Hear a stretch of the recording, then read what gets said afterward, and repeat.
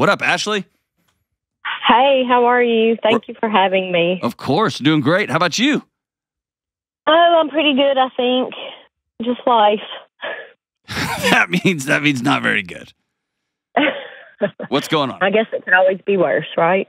No. What's going on? Okay, so my question is, and I'm going to try to say this without crying, but it's not going to work. Ashley, go for it. Go for it. Hey, I can hear you already trying to soft pedal what you're about to say. Just cannonball in.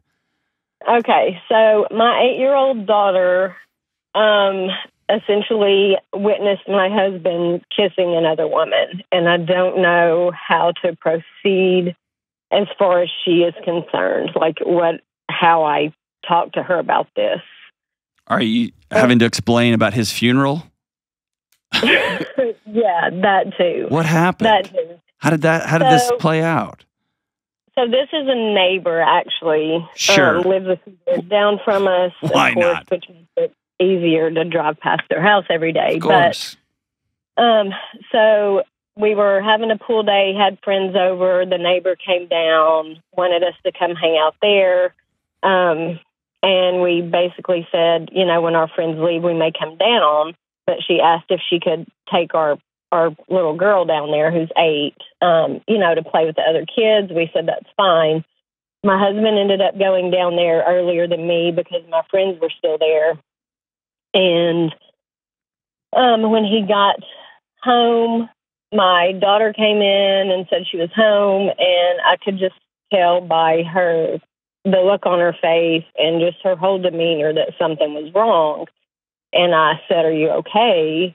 And she said, "Yeah, I'm fine." And I'm like, "Well, you look like you're not. Is there, did something happen?"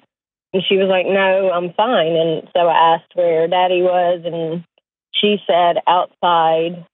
So I went to go outside. She said he's on the golf cart with said neighbor. And then she started to follow me out there, which in my gut, I just had that feeling where I'm like, just don't let her follow you out here. And then, of course, I was like, surely it's fine.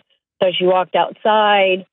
They were basically making out on the golf cart. So I tried to kind of block my daughter's view and turned around and asked her to go back in the house. Went over there, and when they noticed I was out there, basically I was like, "What are you doing?" I'll leave some of the words out, but I said, "You need to get in the house."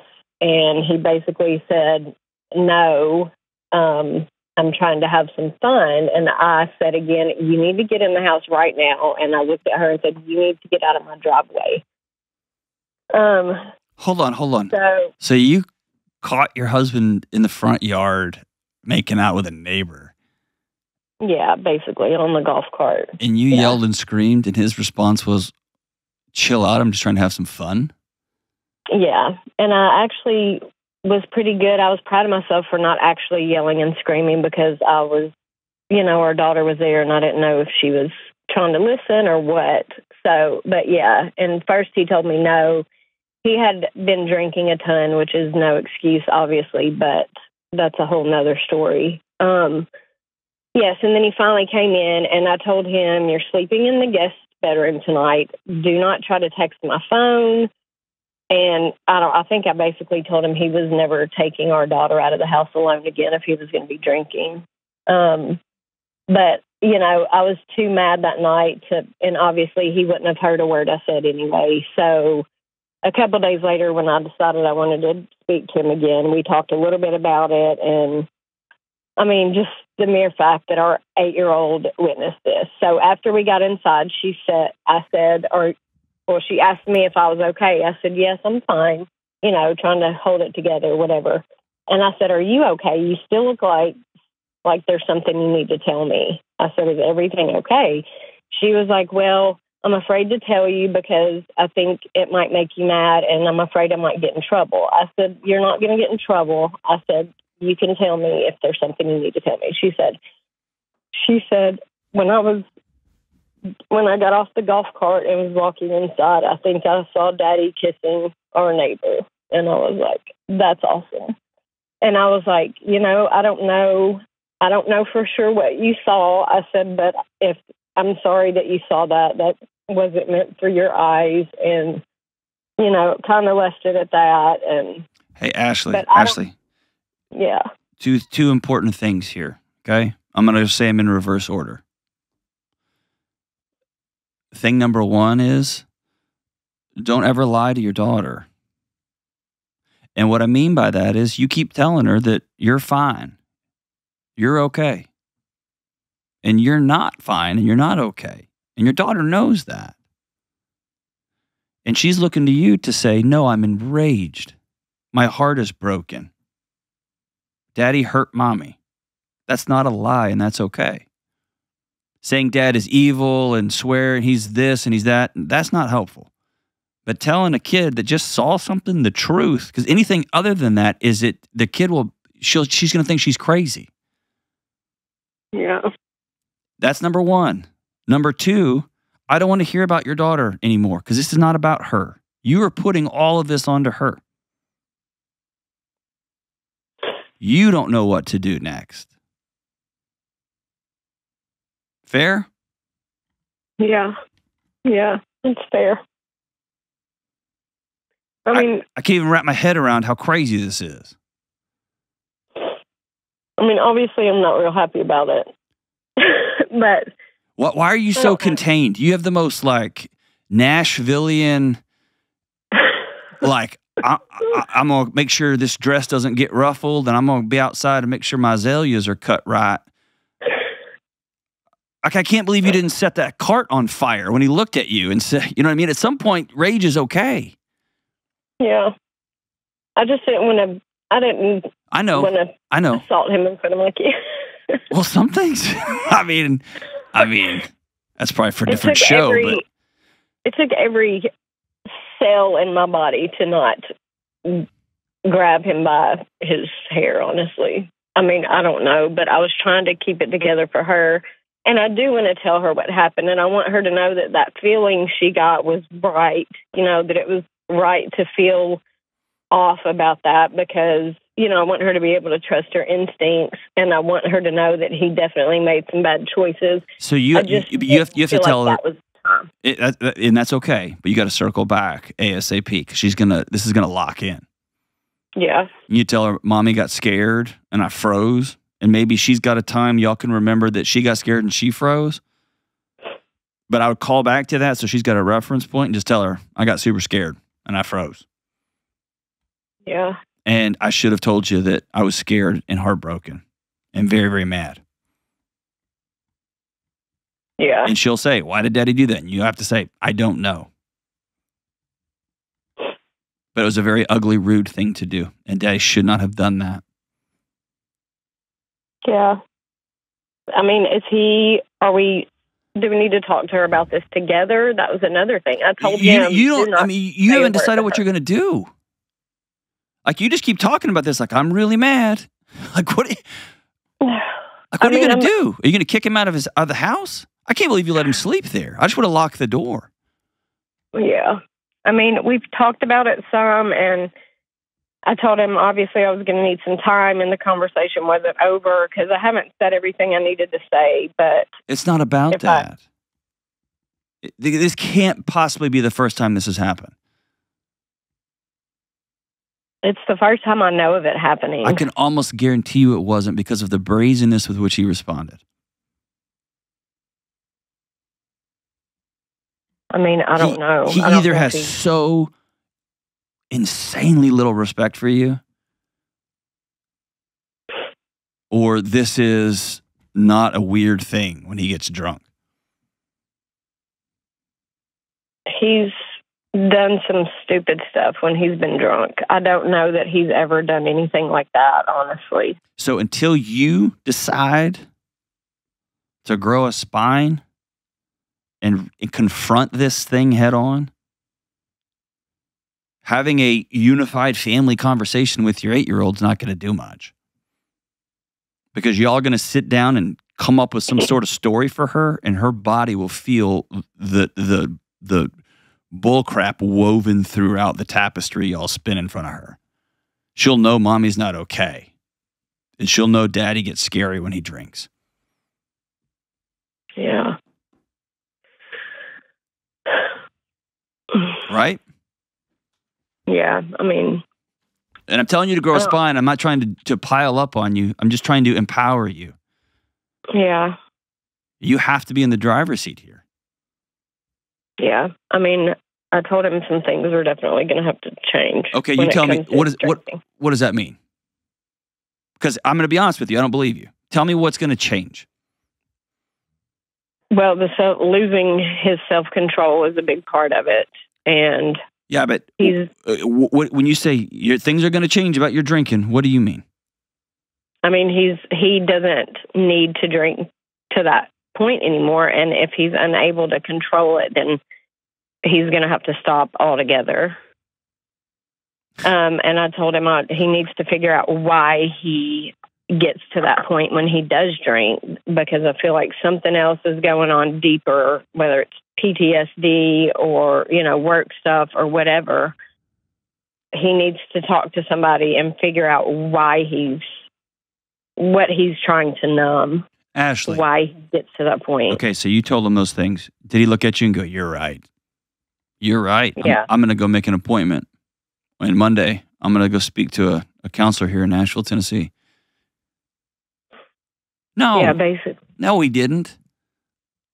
Well, he told me he would. Of course he did. Of course he did. I bet he's drank since then. In your home, hasn't he? Yeah. Yes. He doesn't care what you say. Because there's no, and here my laughter is me really holding back anger. Okay. I'm not laughing at you. I'm fuming inside at how somebody could disrespect his wife so much and his little daughter so much. I can't wrap my head around that level of disrespect. I get drinking too much and kissing somebody. Okay, we'll deal with that. But just the brazenness and then the not groveling on the back end. I can't believe I blew my family up in our own driveway like that. I'm so enraged by that. But yeah, you have no teeth to this, Ashley, and I can tell by the way you're talking to him, a lot of the things you are saying you don't say out loud, they are stories in your head. Right? Yeah, sometimes. Exactly. And there's no teeth to him. He knows you're not going to leave. You're not going to do anything. He just has to endure some silence for a few days, and then things are back to the way they were. And if that's the world you want, then accept that world. But if you don't want that world, you have to come up with the or what statement. For me to feel safe and loved in my home, this is what must be true. And if it's not true, you can't be here. Yeah. You can't cheat on me in our driveway, in the driveway of my home, in front of our daughter. You can't do it. Not and expect to stay married to me. Yeah, you're right. Right? Yeah, I mean, that's exactly right. And we've talked some about it, but I do have a lot more to say. I'm just trying to figure out exactly what I need him to do so I can give him that map to get it together. I don't want to be a downer here, but I think the road for him getting it back together is a much longer road than you think it is. Because I got a lot of people in my life who struggle with substance abuse of some shape, form, or fashion. And I don't know any of them with the disrespect in their soul like your husband has displayed to you. And this isn't, and when I talk about disrespect, I'm not just talking about what happened in the golf cart. I'm talking about the lack of remorse on the back end. The lack of, I'm coming to you with my plan because I just blew my family up and I got to rebuild something. Like that lack of love and respect is so maddening that there's man, there's levels to this one, right? And you know that. Yeah, I mean, he's of course apologized and cried and this and that, but he hasn't once said, "I'm going to stop." No, in fact, he probably did say that. He just then went and after the hard conversation, he went and made himself a drink? I mean, I don't know. I'm not trying to imply that it's to that point, I guess. I mean, he had one drink when we had friends over a couple days later, but his behavior was definitely different, and he didn't get to that point. So, I mean, I'm hopeful that means... It doesn't. It doesn't, Ashley. You know that. You know as well as I do.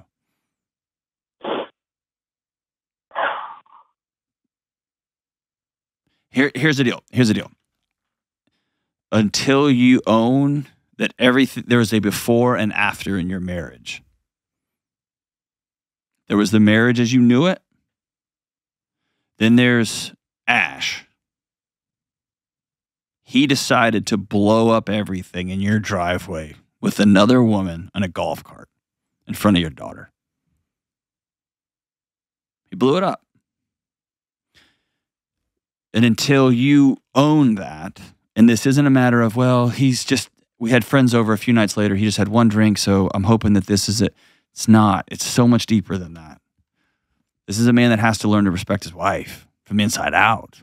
Have him call me. I'd love to talk to him, not in a mean way, but just like I love you, man, and I want your life to be whole.